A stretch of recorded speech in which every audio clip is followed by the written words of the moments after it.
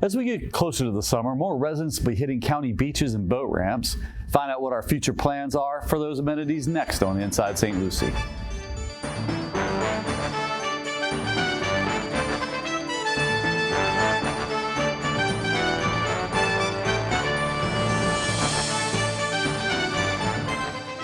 Hello, welcome to this edition of Inside St. Lucie, SLC TV's monthly government affairs show. I'm your host, Eric Gill, Communications Director for St. Lucie County. And on today's show, we're going to be talking about the Port, Inlet, and Beaches Department with my guests, Department Director Joshua Revorb and St. Lucie County Commissioner James Claspy. But before we meet our guests, here's some upcoming events and announcements from the Board of County Commissioners. The Oxbow's summer camps start June 9th through July 11th. Each week will have a different theme and be tailored for a specific age group, from first graders all the way through high schoolers. For prices and scholarship opportunities, visit oxboweco.com and click on the Summer Camps tab or call 772-785-5833. The Oxbow Eco Center is located at 5400 Northeast St. James Drive in Port St. Lucie. The Lincoln Park Community Center Summer Camp takes place weekdays June 3rd through July 25th from 7:30 a.m. to 5:30 p.m. For details, call the staff at 772-462-1788. The Lincoln Park Community Center is located at 1306 Avenue M in Fort Pierce. For the latest updates about all St. Lucie County Commission meetings, workshops, and events, be sure to visit our website at stlucieco.gov and click on our comprehensive calendar. And if you'd like to be added to our press release distribution list, send us an email at pio@stlucieco.gov.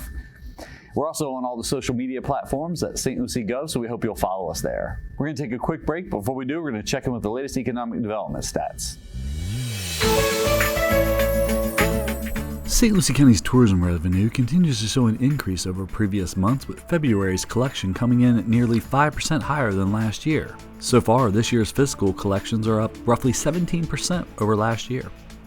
Overall building activity increased by 8% in February compared to January, with 1,158 permits submitted. This was an 11% decrease over the same month 1 year ago. According to the Florida Realtors Association, the median home sale price in St. Lucie County was $390,500, roughly the same as it was a year ago, while condo values increased by 5%, with the median price at $325,500. St. Lucie County's unemployment rate decreased slightly in February to 4.3% compared to January's 4.4%. Statewide, the unemployment rate was 3.7%. The largest increase in the labor force in the Treasure Coast was in education and health services with 1,600 jobs, followed by transportation and utilities with 1,000 jobs, and government with 600 jobs. According to CareerSource, in February, non-agricultural employment in our area reached 177,400 jobs, making it a yearly increase of 4,000 total new jobs.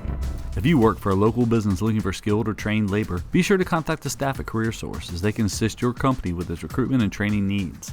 And if you're an individual looking for a job, they can help you as well. Visit the CareerSource online at careersourcerc.com or call 1-866-4U2HIRE.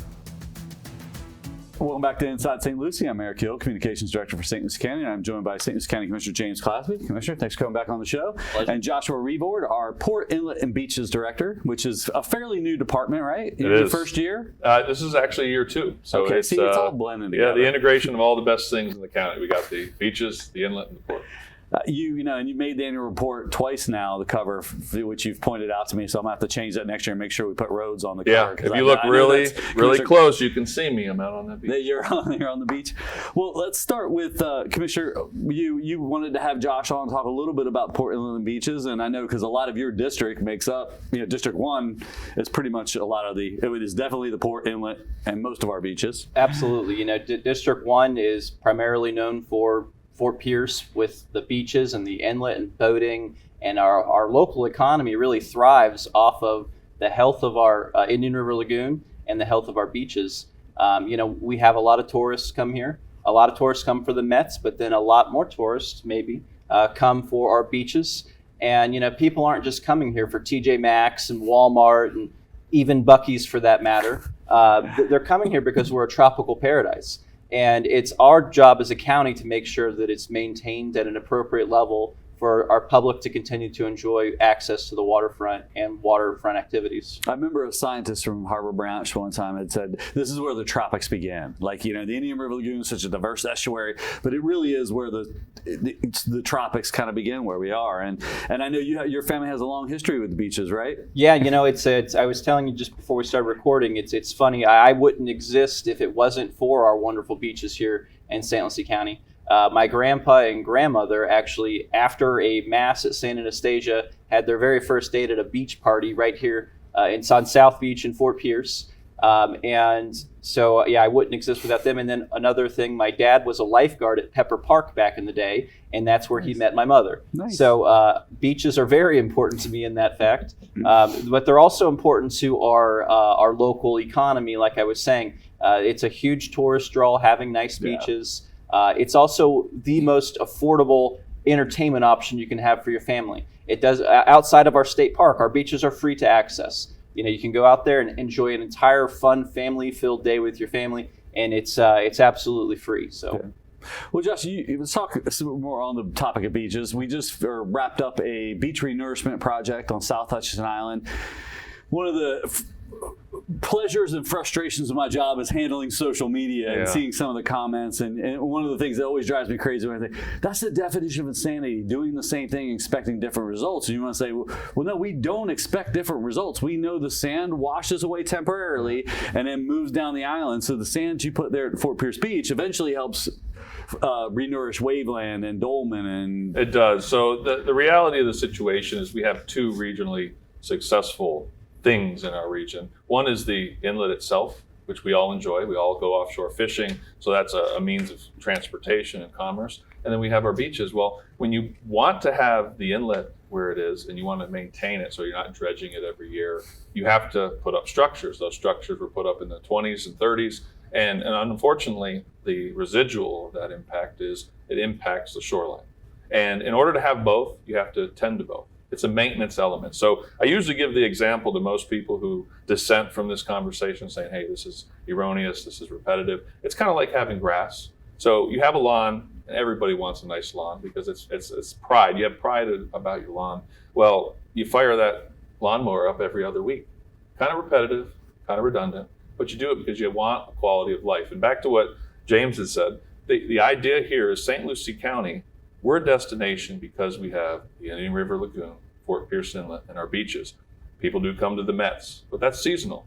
Every year, people come to St. Lucie County because they want to experience those places, and that's why we need to keep them secure and nourished. So back to the idea of where we place immediately downstream of the inlet because that inlet impacts that downdrift beach, but we have those benefits that sand continues to migrate to the south. It nourishes all our other beaches. And so when you go to St. Lucie County, you can go to a very populated beach like Pepper Park and have a lot of amenities upland. And then you can go to Frederick Douglass and be the only one on the beach. so not horses. Yes, well, it all depends. But the idea here is that St. Lucie County has so many diverse ways to experience the beach. And our counterparts to the north and south don't have that luxury. Yeah, I remember when I started the county 22 years ago, we had a travel writer in, and we were driving out A1A, and he was blown away at how primitive our barrier island is to South Hutchinson Island. As soon as you leave city of Fort Pierce down to the nuclear power plant, and it really hasn't changed much in the 22 years I've been here. I mean, there's some sporadic developments built up. For the most part, though, it's mosquito control impoundment, or it's property around FP&L that they own. And so it's going to maintain that same character. That's the feel. I grew up here. You grew up absolutely. here. And the idea here is that you can find yourself at a beach by yourself, and then you could go to one that's populated. That's the draw. You go everywhere else, pack, limited access. We have many opportunities for access to our beaches. And another important thing about that is, unlike some areas, we have public access to our beaches. Yeah. We have you may know the number, but there are so many. 24-ish, I It's- think. yeah, or 26, I believe. 26, yeah. 24, 26 beach accesses. That is a lot. We have a lot of options. You definitely have the ability, if you want to go out there and get that selfie of you alone at the beach, there's a beach for you. As you said, there's a dog beach, there's a horseback riding beach, there's even a clothing optional beach, which, I don't know if Josh goes there Well, or not. But, I try not to. Yes, but I've been there, just looking for sea turtles. I one time walked from Walton Yes. Rocks all the way up, and then I realized I had went too far. I was overdressed for the occasion. I turned around and went back. But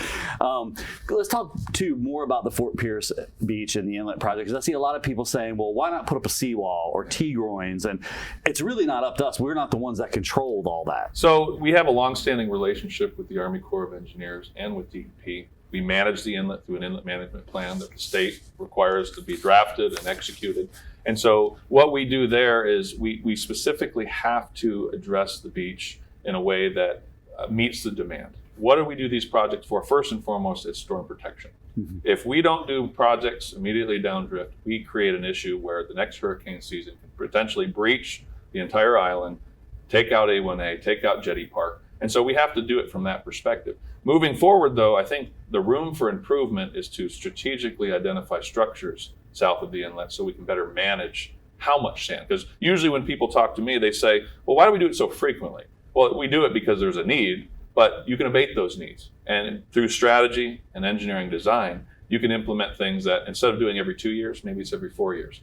We save some money. We create a situation where we have a better managed beach, better access, and then we're ultimately saving the taxpayers' dollars by being able to address this less frequently. Now, back to the cost, that's one thing I want the listeners to understand is that we do this project because the Corps of Engineers has identified that they impact our beaches. So we get almost 80% of the total value of all our nourishments performed, paid for by the Corps of Engineers. Since we're working with the state, we get an extra 50% of the non-federal share. So at this point in time, anywhere between 11 and 15% on the dollar comes from us, and the rest come from our funding partners, which have a vested interest in healthy beaches so that the state and our county have those resources we need to draw people here. Yeah, and I know a lot of folks who are concerned about sea turtle nesting season, which usually starts in March, and why are you doing this renourishment project then? A lot of time it's timing with contractors, but even when we do it into sea turtle nesting season, we have our partners from EAI out there helping. We do. So we have permits from the state and the federal government for our projects. And based on your region, you get specific requirements on when you can place sand and when you can't.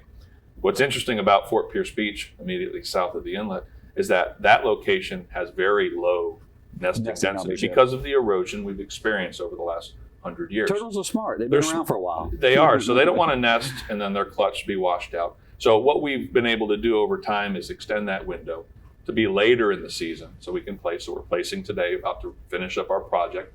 And what that allows us to do is that if we do have a nest, every single day they're out there monitoring. They relocate that nest within 12 hours of being laid. So we work with FWC, we relocate that nest outside of the project area so it's not impacted. So we have it covered. We have the ability to be flexible and still meet the objectives, keep this beach open because this is one of the prime locations for all the residents. And we work with you and EAI, Ecological Associates Incorporated? I believe so. Yeah, I just know them as EAI. But we have a sea turtle dashboard, and what's interesting is the sea turtle nesting numbers have been up over the last few years. In fact, the last 2 years, have been record-breaking. Have laid eggs before the official start of the season. We've had nests in February. It's not only that, Eric. When you go back to last year, our highest nesting density ever recorded, and we've been recording since the 70s. That's awesome. So it's kind of a testament. You manage your beach right, you provide the environment that they need, you end up seeing those returns in the back end with those environmental things. Yeah. And just to kind of touch on it, we talked about T-groins just a bit there. I've always been one of those guys out there because I use the beach, kind of grew up going there, and it's always, from the outside perspective, it's such a waste, the beach renourishment, how much it costs year after year after year. Why can't we just come up with a long-term solution? And so I want people to know definitely that I have been asking Josh and others, what are our options for a long-term solution? The T-groins being one of them, but I can tell you as a board member ex officio now of the Fort Pierce South Beach Association, it's something that people are very interested in being involved with. So, T-groins is one of the options that's been presented. It seems like one of the better options. I'm still researching myself as to if the pros outweigh any of the cons that may come with it. But I definitely will be reaching out to the public as we move forward through that. I don't think it's going to be a decision made in a vacuum. I think that there'll be some sort of a public process on that, because it's our beach, and if it's going to change drastically, the people ought to know what we're going through with it. And if that's our best option, I will absolutely stand with it, because tens of millions of dollars every other year, it can't continue to happen. We talk about efficient use of tax dollars, and while I think it's a very important use of tax dollars, if there is a solution, we have to make sure we're going for that as well. And just one of the solutions you completed a couple of years ago was the sand bypass trap. Yeah. And that's not going to prevent sand from washing away, but it captures some of that sand washing because like you said, the sand flows from the north to the south. We never have to renourish. In the 20 plus years I've worked here, we've never put sand on North Hutchinson Island because it gets sucked in the inlet. So how is that coming along? So the project's actually been a wide success. We have it filled at the moment. So about 9 months after we constructed it, we have about 75,000 yards. And the hope here, Eric, was about management. You need to find solutions to reduce costs and to reduce frequency, because frequency is about convenience. You don't want to be doing this project every other time. Well, the sand trap really provides us with an alternate option to what we're doing today. You go out there today, they're bringing trucks in from off Andrea Road, and that can have some inconvenience associated with it. The hope is that now that it's designed and it's filled, we've got the plans and specs pretty much done. We're going to put them on the shelf the next time we need. Instead of doing truck haul, we're going to go to the sand trap, which should be a faster project, less cheaper impact on project, the roads, less impacts to roads. So we're trying to be efficient. So that, coupled with future structures at the beach and or other remedies, if you combine them all together, we start becoming more efficient. I will make a statement about our program here in St. Lucie County versus our counterparts. So if you go to Indian River County, they have 7 sectors. So they don't have just 2 projects like we do. They have 7. They spend a significant amount of money to address their beach. When you go to Martin County, they have 3 or 4, and they have their inlet problems as well. So in the Tri-County area, we technically do the least amount of beach nourishment, but because it's strategically located at the start of a coastal system, immediately downdrift of the inlet, we get the best benefit. So when we place at Fort Pierce, that sand does move, but it moves to Frederick Douglass. It moves to John Brooks. Yeah. It moves to all those beaches. And so what you found is, since the 20 years you've been here, we've never nourished those central portions of the county because this beach acts as a feeder. So what I'm trying to say altogether is that sand placement here is strategic, and it allows for us to reduce the amount of sand placement in other regions. Yeah, and I know those other 2 counties, at least Indian River to the north, use tourist development tax dollars to help fund their beaches, which I know Charlotte's going to be mad at me for bringing that up. But I know it's something the board is considering, of looking at the current tourist tax and how it's spent and the allocation where it can go as a source of revenue for that. We just said that our beaches are a big driver of our tourism. So it would make sense that we consider that. Yeah. And speaking of that, I wanted to shift gears a little bit. As a Fort Pierce City resident, which I know you are, the city, and you've mentioned several times in the show, our beaches are free. We don't charge for parking. Obviously, our counterparts at the city are considering charging parking on some of those Jetty Park, Causeway Cove, some of those beach accesses. What are you hearing from residents on that? I have a kind of a unique perspective on this issue. I ran for city commission in 22 and was very vocal on my opinions of paid parking. For me, it came down to a return on investment. If the stated goal is to generate revenue, to improve parking and things like that, I need to prove that it's going to actually generate a revenue. So I haven't looked into it too much, but I do have a very good advisor, as my brother-in-law happens to sit on the parking committee of City of Fort Pierce, so I do get to hear about it quite a bit. I don't know that I support paid parking, but it's not our decision. Yeah. That's the City of Fort Pierce's decision.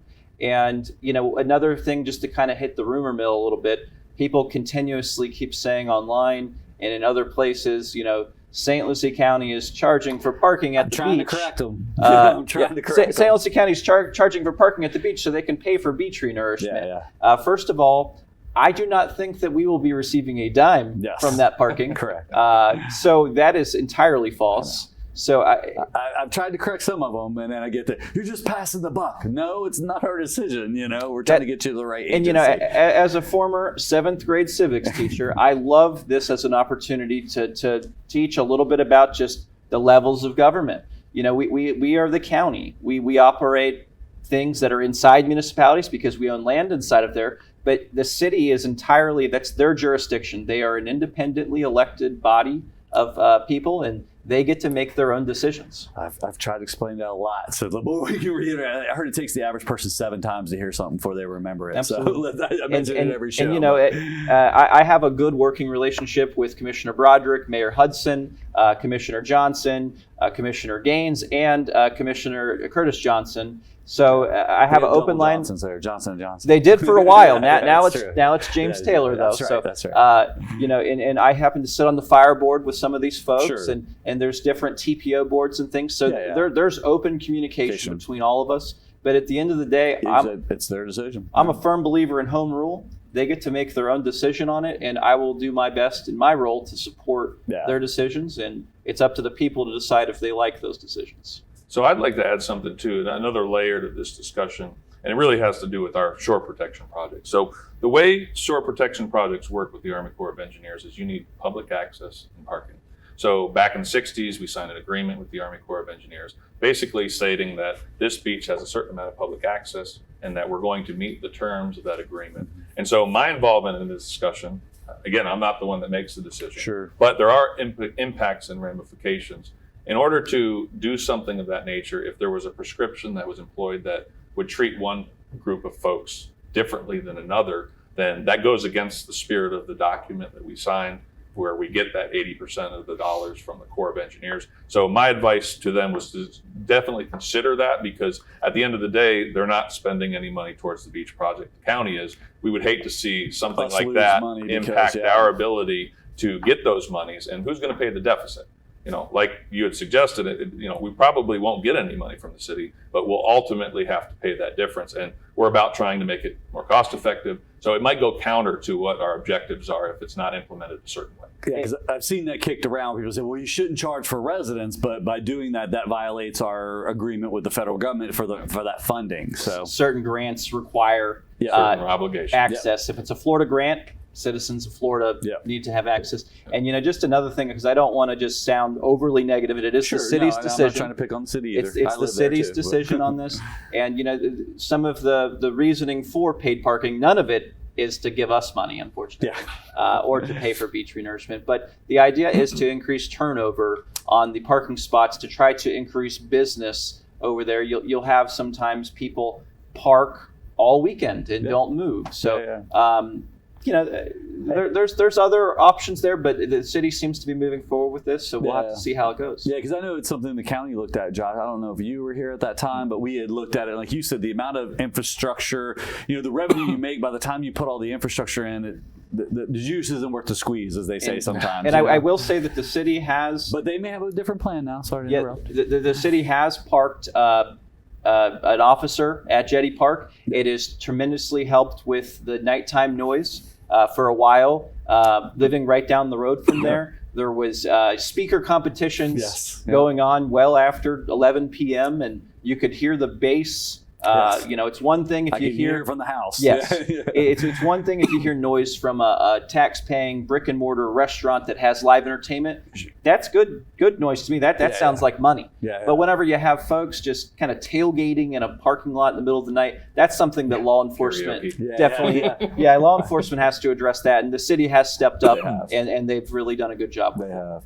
Well, switch topics a little bit, because recently, Josh, you went before the informal meeting to talk about a big project at Harbor Point Park, which is something I remember as a reporter writing about in 1997 when the county bought that piece of land. It's been a long time. It's been a while, So what's interesting about port development is we're really at the cusp of making really good things happen at the port.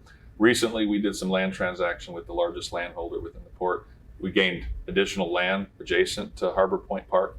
So if you've been there before, it was plus or minus 20 acres. That land transaction turned it into 26, 27 acres. And now what we're doing is we're constructing a new access road And then we have this really nice conceptual for what we would consider to be the premier boat ramp facility for the county. So we have presented that to the board. We got concurrence to move forward with design and with permitting. And our hope is that within the next 2 years, we'll have that new roadway established. We'll get rid of the old dirt road. We'll have a nice formal corridor. Well, you can still love it, but it won't be part of our access plan. And then we'll ultimately build this great facility. And this facility is really going to look at how do we make the experience the best.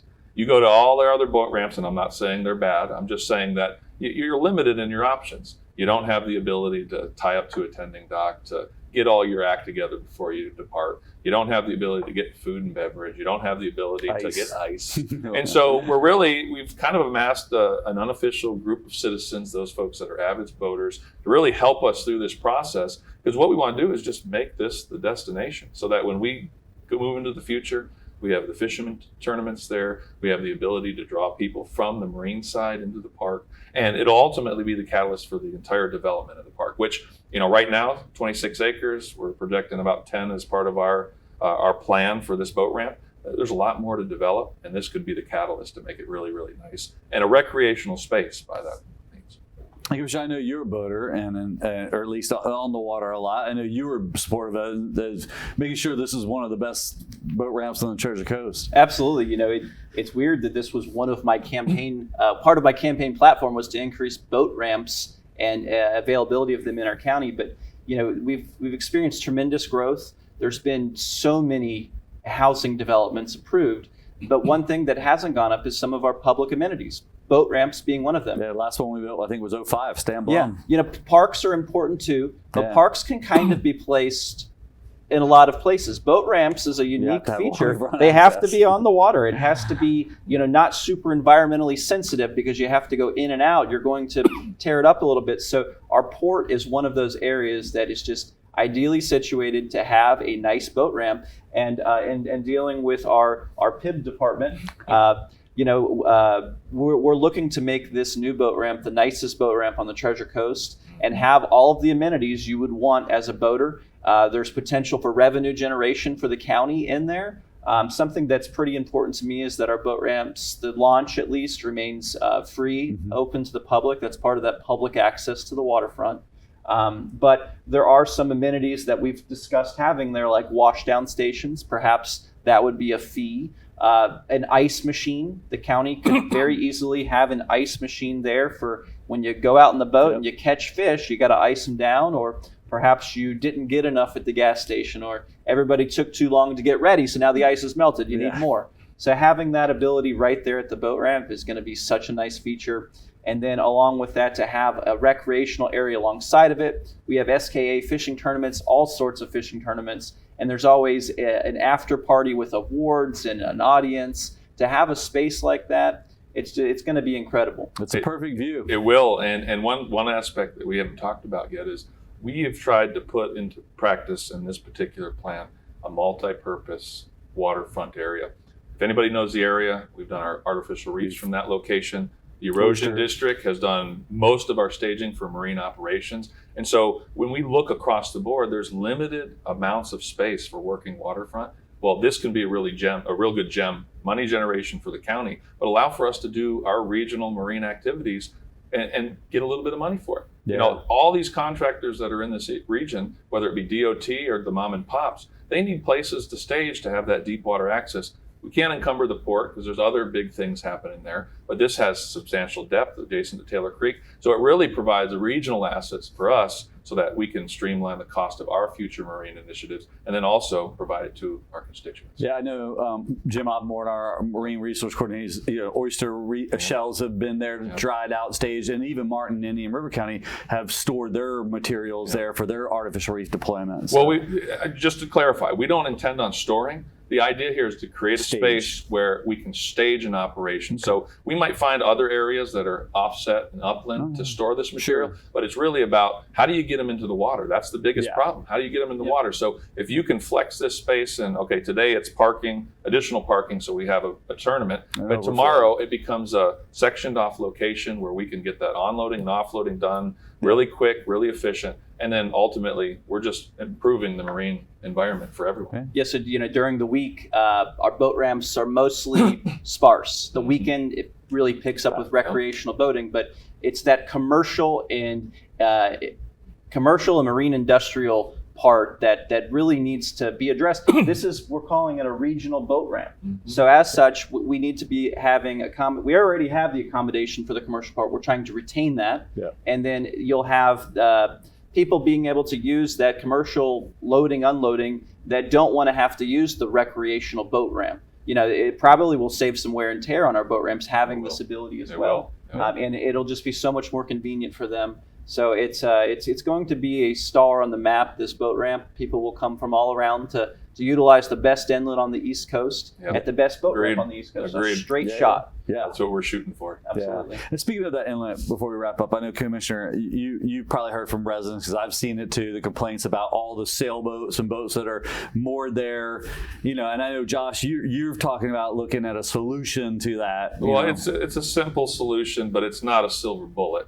So if you know Admiralty law, navigation, if you do know, it's some of the first laws on the books in the United States. State law. And so very hard to get around. I have a boat, I want to park where I want. So the only one thing that you can't do is you can't block an area that has commerce. So the Coast Guard will come in if somebody's in the middle of the channel or in the middle of the turning basin and you need to use that feature. But anytime else, you can't tell anybody to do anything. But what has changed in the last year is the state statutes have changed to allow for what are called anchoring limitation areas. And what these do, they really help you with the derelict vessel issue, because what a municipality can do is they can draft an ordinance. There are certain parameters that you have to adhere to, but you could more or less draw an area around a specific spot and say, it's okay to park here, but you can't park here indefinitely. Because what we see in the last 4 or 5 years is people are coming down, they're placing their vessel in the water, and then they're going off somewhere.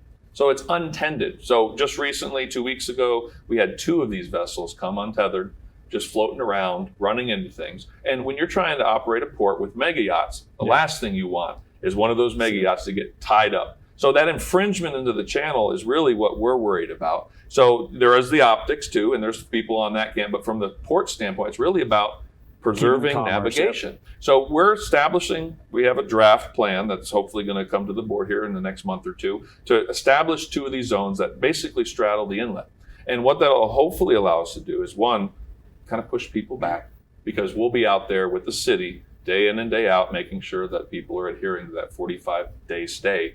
Because what it requires is after 45 days, they have to move off a mile away from the area for a 24-hour period. So you're going to be able to weed out people that are just dumping and running, and that'll lessen the load, won't solve the problem. Sure. But then there's also going to be that day-to-day proactive, hey, how's it going? Are you pumping out? Have you? So you're going to have these discussions, which we historically haven't had, which some people may see as inconvenient, and they might also move out a little bit too. So it's a proactive approach to try to address something that we really don't have much teeth to address, and we're going to try it, and we're going to hopefully be successful. So this is an issue that maybe folks down off Becker Road and they don't come to Fort Pierce and use our waterways. I understand that it's a smaller population than the whole county. So some folks might want to know, why are you even messing with those sailboaters? Let them be. This is a case of big government and things like that. It's really not. Navigating the inlet at nighttime, going night fishing, you're out there.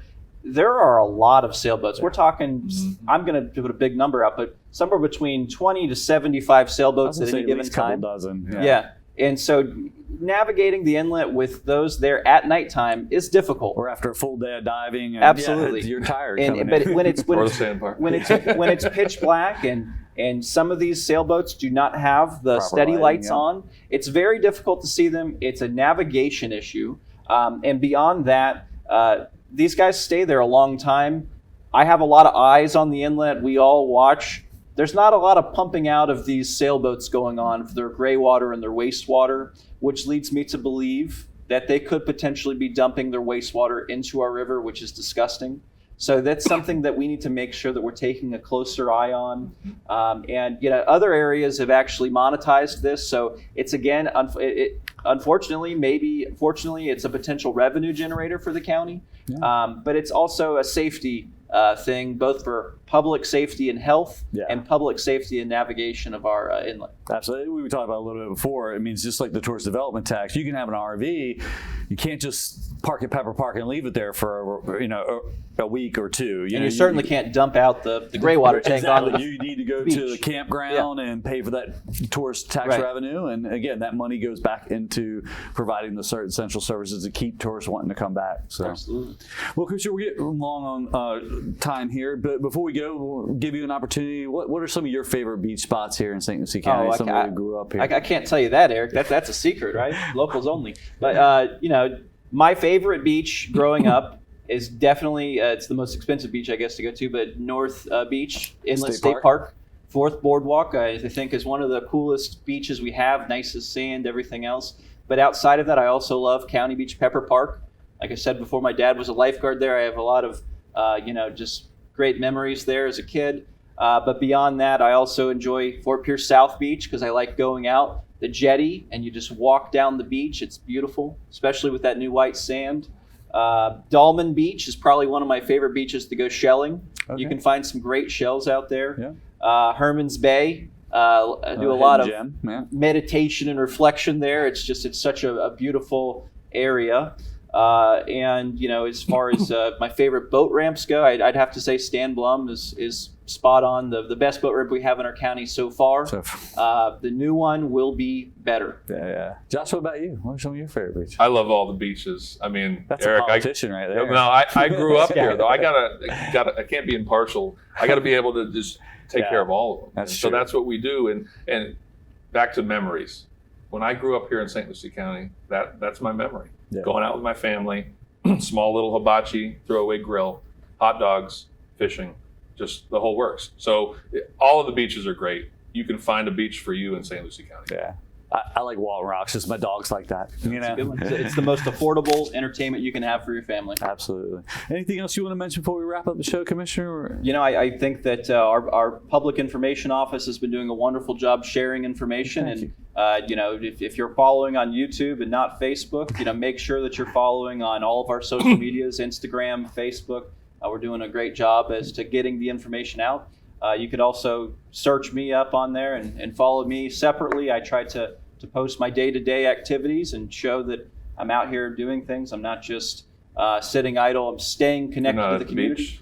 Beach. Well, sometimes I am at the beach, but it's important to know the status of everything. Correct. We get up there on the dais and we vote on things. Oftentimes, we're voting on things we've never actually seen before. We've seen it in a presentation. We've seen it in a PowerPoint. We've read about it.